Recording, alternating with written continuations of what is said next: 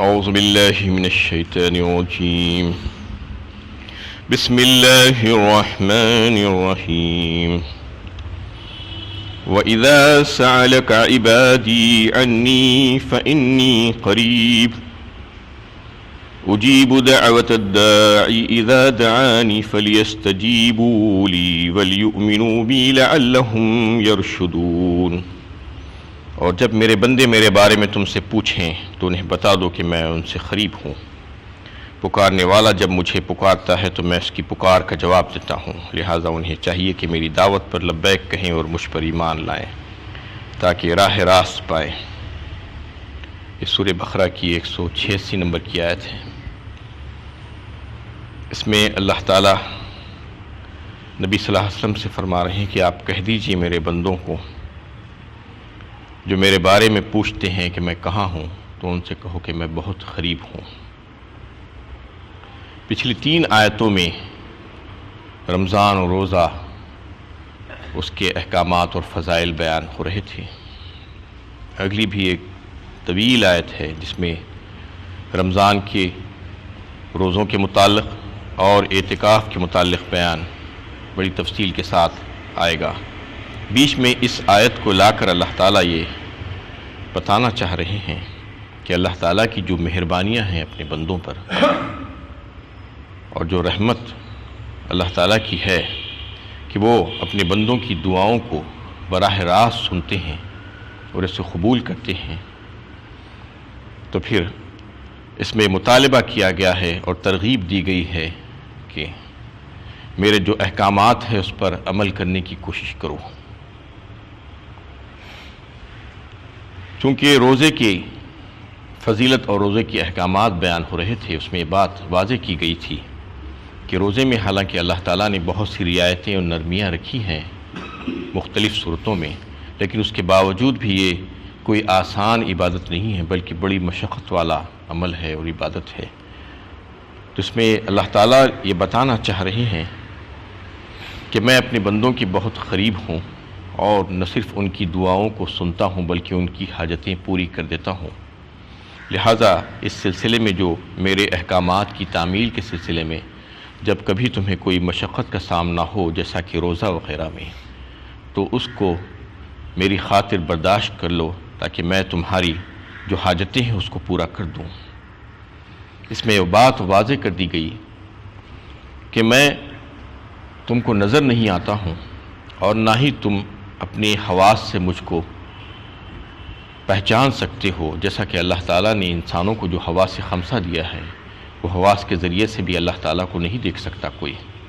تو اللہ تعالیٰ فرمانا چاہ رہے ہیں کہ اس کا مطلب تم یہ مت سمجھو کہ میں تم سے بہت دور ہوں، نہیں، بلکہ میں اپنے تمام بندوں سے بے انتہا قریب ہوں. کتنا قریب؟ وَنَعْلَمُ مَا تُوَسْوِسُ بِهِ نَفْسُهُ وَنَحْنُ أَقْرَبُ إِلَيْهِ مِنْ حَبْلِ الْوَرِيدِ فرمایا سورہ قاف 27ویں پارے میں اللہ تعالیٰ نے. یعنی میں تو ان باتوں کے بارے میں بھی جانتا ہوں جو تم جو ہے جس کے بارے میں سوچتے ہو، خیال آتا ہے تمہارے دل میں، اور میں اتنا زیادہ قریب ہوں کہ تمہاری جو شہرگ ہے، رگ جان جسے کہا جاتا ہے، اس سے بھی زیادہ قریب ہوں. تو لہٰذا میں دور نہیں ہوں تم سے. میں نظر نہیں آ رہا ہوں تو اس کا مطلب یہ نہیں کہ میں دور ہوں بلکہ تم اپنی جو ہے عرض معروض جو پیش کرتے ہو اس کو میں صرف سنتا ہی نہیں ہوں بلکہ اس کے قبول بھی کرتا ہوں. اور تمہارے دل میں جو گزارشات آتی ہیں میرے تعلق سے وہ بھی میں اسے سن کر قبول کر لیتا ہوں. تمہاری زبان پہ بھی نہیں آنے پاتے. پھر تم اپنی نادانی کی وجہ سے ان کو اور ان کو جو بے اختیار ہستیاں ہیں جس کے پاس کچھ بھی طاقت اور قوت نہیں ہے، وہ عاجز بندے ہیں میرے، ان کو الہ اور رب بنا لیتے ہو اور ان کے پاس بھاگے بھاگے دوڑے دوڑے جاتے ہو جبکہ ان کے پاس کچھ بھی اختیار نہیں ہے. وہ نہ تمہیں نفع پہنچا سکتے ہیں اور نہ ہی تم کو کچھ نقصان سے بچا سکتے ہیں اور نہ ہی تمہاری درخواستوں پر کوئی فیصلہ کر سکتے ہیں.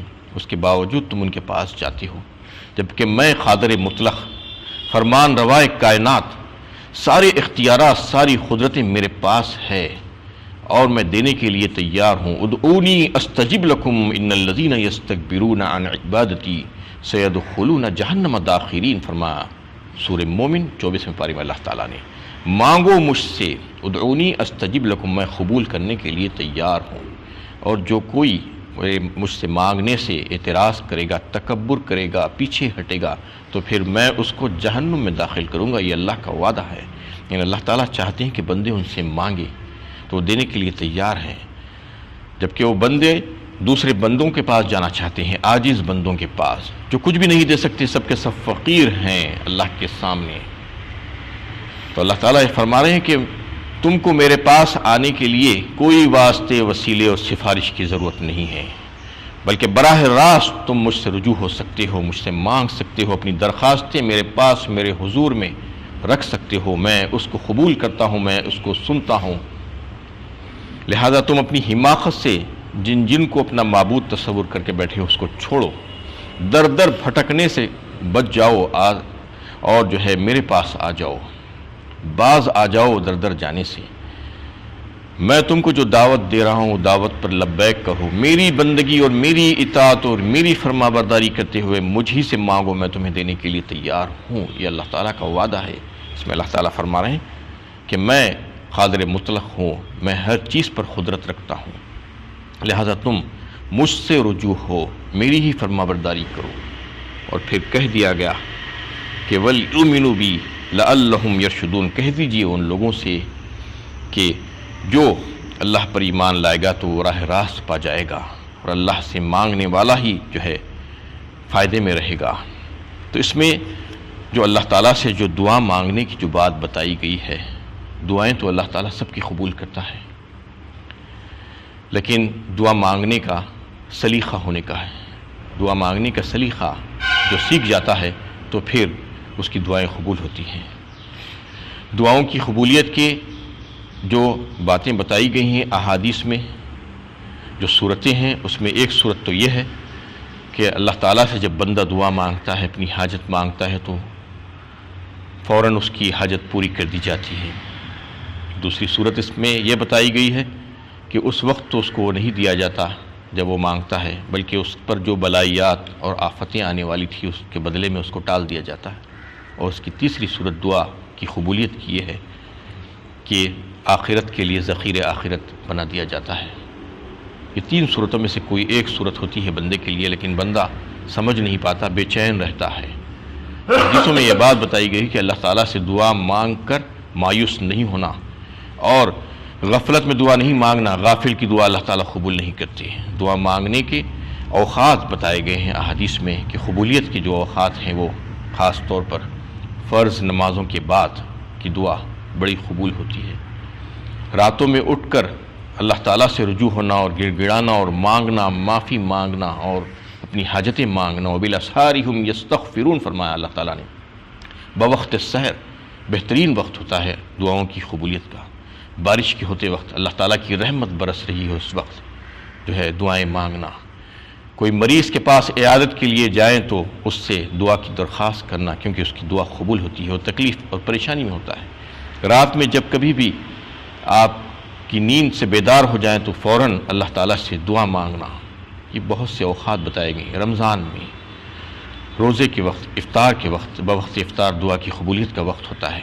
اللہ کا کلام پڑھنے کے بعد، اس کو ختم کرنے کے بعد بہترین وقت ہوتا ہے، اللہ تعالیٰ کی رحمت جوش میں آتی ہے۔ ایسے بہت سے اوقات بتائے گئے ہیں جس میں دعا کی قبولیت ہوتی ہے۔ تو ایسے اوقات میں اللہ تعالیٰ سے دعائیں مانگنا چاہیے، اور مستجیب الدعوات، آپ کی دعائیں قبول ہونا اگر آپ یہ چاہتے ہیں تو پھر رزق حلال کھانے کی کوشش کرنا چاہیے، تو پھر آپ کی دعائیں اللہ تعالیٰ قبول فرماتے ہیں۔ پھر دعائیں کرنے کے لیے اس میں جو بات بتائی ہے کہ آہستہ سے کرنا، اور دیگر مقامات پر بھی اللہ تعالیٰ نے اس کا تذکرہ فرمایا ہے کہ زکریہ علیہ السلام کی دعا کا تذکرہ فرمایا ہے سورہ مریم میں، اذ نادى ربہ نداء خفیہ، کہہ کر کہ جب انہوں نے مانگا اپنے رب سے آہستہ آہستہ، چپکے چپکے، یہاں پر بھی قریب ہے کہہ کر جو ہے بتایا گیا۔ اللہ کے نبی صلی اللہ علیہ وسلم سے جب لوگوں نے پوچھا کہ ہم اپنے رب سے دعا کیسے کریں، آہستہ کریں یا زور سے کریں، آواز کے ساتھ، بلند آواز کے ساتھ کریں، تو نبی صلی اللہ علیہ وسلم نے فرمایا کہ تمہارا رب تم سے بہت قریب ہے، تم اس سے آہستہ مانگو۔ آہستہ مانگنے کی بڑی فضیلت ہے، یعنی زور کی آواز سے مانگنے کے مقابلے میں۔ تو آہستہ مانگنے کے لیے کئی مقامات پر اللہ تعالیٰ نے فرمایا ہے، اور احادیث میں بھی یہ بات آئی ہے۔ لہٰذا زور کی آواز کے ساتھ اجتماعی دعا کا کوئی ایسا تصور نہیں ہے جیسا کہ لوگ بنا لیے ہیں کہ ہمیشہ ہر موقع سے اجتماعی دعائیں کرتے بیٹھتے ہیں، لمبی لمبی طویل دعائیں نہیں، بلکہ انفرادی طور پر بندہ اپنی اپنی حاجتیں اپنے رب کے سامنے رکھنا ہے، ایسے اوقات میں جہاں پر جس میں حدیث میں جو ہے اس کی مقبولیت کا وقت بتایا گیا ہے۔ اپنے رب سے مانگنے کے لیے براہ راست جو ہے اس کو جانا پڑے گا اس کے پاس، کسی کے واسطے وسیلے کی اس کو ضرورت نہیں۔ ہاں کوئی خاص موقعوں سے اجتماعی دعائیں بھی ہو سکتی ہے، جیسا کہ نبی صلی اللہ علیہ وسلم بھی جو ہے کیا کرتے تھے، لیکن انفرادی دعا اور آہستگی سے جو ہے دعا مانگنا یہ زیادہ بہتر اور صحیح طریقہ ہے۔ وآخر دعوانا الحمدللہ رب العالمین۔